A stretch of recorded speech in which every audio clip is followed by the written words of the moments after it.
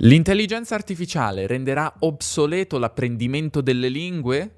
Se tra 10 anni avremo un dispositivo che ci permetterà di comunicare con persone che parlano altre lingue in maniera efficiente e senza ostacoli, ci saranno ancora persone che impareranno lingue? Questa è una domanda che mi pongo spesso, che mi porta ad avere crisi esistenziali, perché penso, oh mio Dio, tra 10 anni il mio lavoro non avrà più senso, nessuno imparerà l'italiano. Ora, nessuno può sapere come andranno le cose, ma ne ho discusso con mio padre nel mio ultimo episodio del podcast. E perché con mio padre? Perché mio padre, che è appena andato in pensione, si è occupato per tutta la sua carriera di intelligenza artificiale e nello specifico di riconoscimento vocale. Avete presente quando parlate ai vostri dispositivi, se lo fate? In inglese? Subscribe to Italian podcasts. Ora posso fare da interprete in una lingua straniera. Ciao, come va? Hi, how are you? I'm fine, and you? Sto bene. E tu? Io sto male perché non mi sono ancora iscritto a Podcast Italiano. I'm sick because I haven't subscribed to an Italian podcast yet.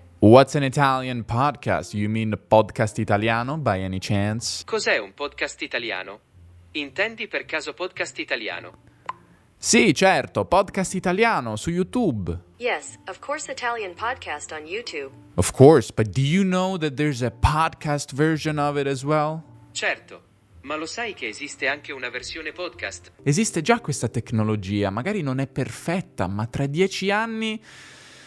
non lo so. Comunque, mio padre si è occupato di riconoscimento vocale, ovvero la parte di comprensione da parte della macchina del linguaggio umano. Abbiamo fatto 2 episodi, il primo sulla sua carriera nel mondo dell'intelligenza artificiale e il secondo nello specifico sulle applicazioni linguistiche dell'intelligenza artificiale e delle reti neurali che oggi vanno così tanto di moda. Vi lascio ora un estratto dal secondo episodio in cui parliamo proprio di queste cose. Spero vi possa piacere.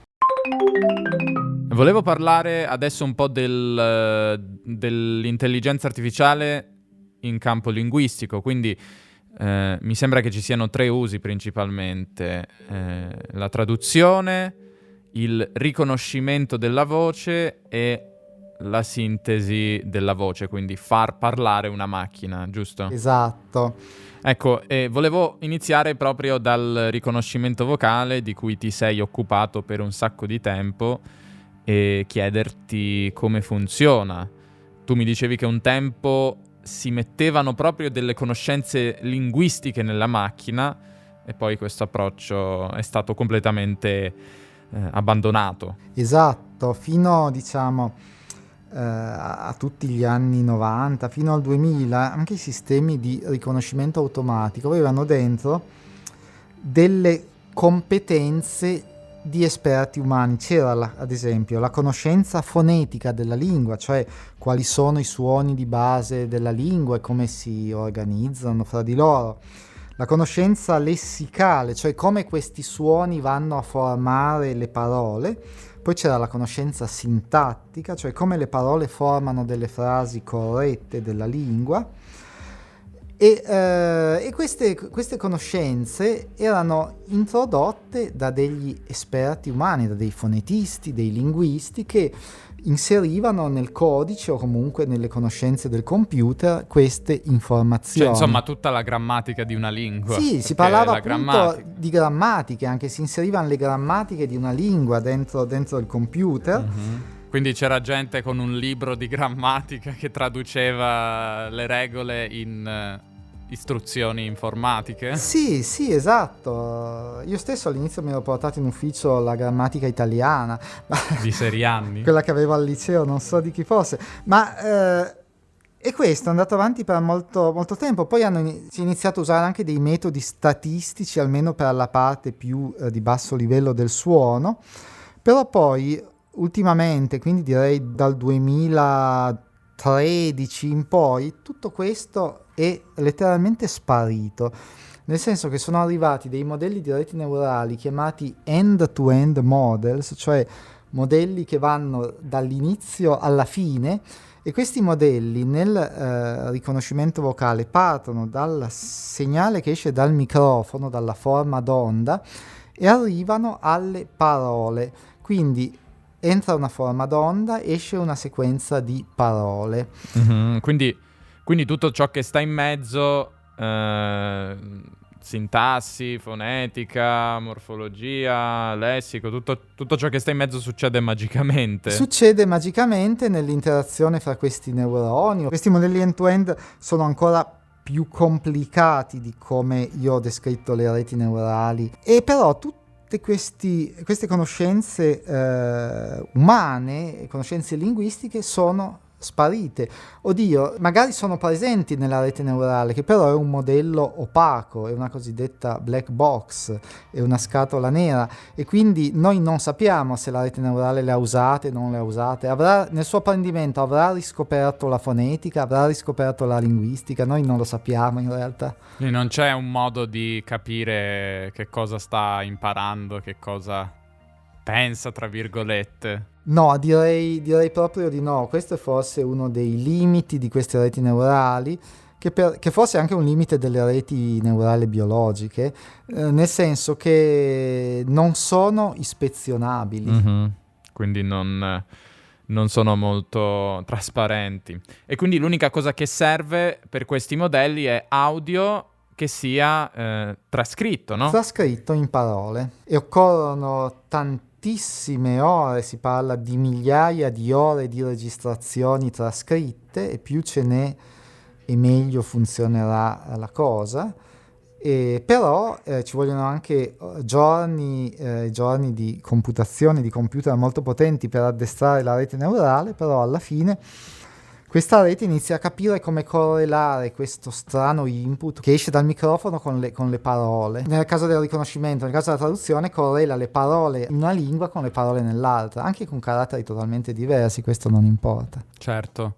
E invece nel caso della sintesi, cioè far parlare la macchina, quello come funziona? La correlazione tra cos'è? Sì, è esattamente il viceversa. Gli esempi sono delle copie in cui l'input è una sequenza di parole e l'output è una forma d'onda. Però la forma d'onda è creata da zero? Da zero. Perché un tempo, forse me lo dicevi tu, si usavano proprio dei blocchi di parole, dei pezzetti di parole che si ricombinavano in vari modi. Esatto, sì, questo qui era nella sintesi, diciamo, quella classica, con conoscenze introdotte dall'uomo, in cui appunto l'uomo classificava tanti pezzetti di registrazione che poi venivano concatenati, la cosiddetta sintesi concatenativa. Che ancora si sente, per esempio, su alcuni treni. Altro che, ma direi che si usa ancora tanto. Sì, nei sistemi delle ferrovie italiane la sintesi è ancora quella degli anni 90. Treni. Nei sistemi di Google, secondo me, o di Amazon sono già utilizzate, però. Mm-hmm. Quindi se abbiamo un sistema che il primo passaggio è riconosce la voce, quindi dal suono al testo, poi la traduzione che traduce in un'altra lingua, in un altro testo, quindi tradotto, e poi abbiamo la sintesi che legge ad alta voce la traduzione, di fatto abbiamo un interprete. Quindi tu pensi che magari i traduttori già adesso, ma gli interpreti in futuro saranno a rischio, per esempio nelle conferenze? Purtroppo per i traduttori e interpreti umani io penso di sì, che succederà, o almeno si ridurrà di molto le possibilità di lavoro, nel senso che prima spariranno le cose più, diciamo, più di routine. Credo che già la traduzione dei manuali tecnici o manuali di prodotto sia fatta quasi tutta automaticamente, pur avendo ancora degli errori all'interno. E poi via via anche il lavoro di interpretariato, magari esisteranno per un po' di tempo le due alternative, quella automatica più economica e meno precisa, e quella umana più accurata e più costosa. Mm-hmm. E credo che già adesso inizia a essere un problema per qualcuno, per qualche traduttore forse, perché chiaramente se il traduttore deve solamente correggere il lavoro fatto da una macchina, la paga, la retribuzione sarà minore. Certo, il lavoro forse è anche meno bello. Anche meno bello, sì. Tornando al discorso delle lingue, tu pensi che sarà ancora attuale imparare le lingue tra 10 o 15 anni? Questa è una domanda che mi pongo spesso.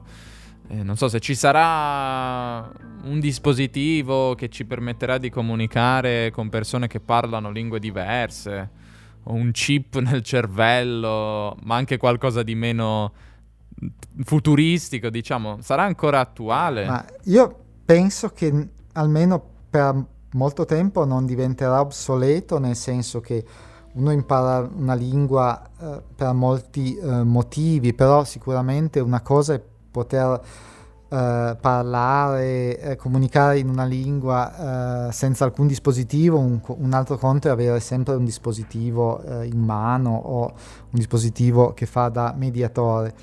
Immagino che per motivi o di lavoro o di turismo anche un po' occasionale questi dispositivi saranno sicuramente utilizzati, o magari anche in certe conferenze che sono incontri occasionali di persone di tante nazionalità potrebbero essere usate. Però se uno vuole appunto imparare una lingua anche per entrare nella cultura di una nazione, di un paese, questo rimarrà totalmente insostituibile, a meno che, come accennavi tu, di fare degli impianti di reti neurali artificiali nel cervello, e allora ti impiantano l'espansione di memoria della lingua, tu la compri e te la mettono, ma questo è veramente, secondo me, un po' troppo oltre.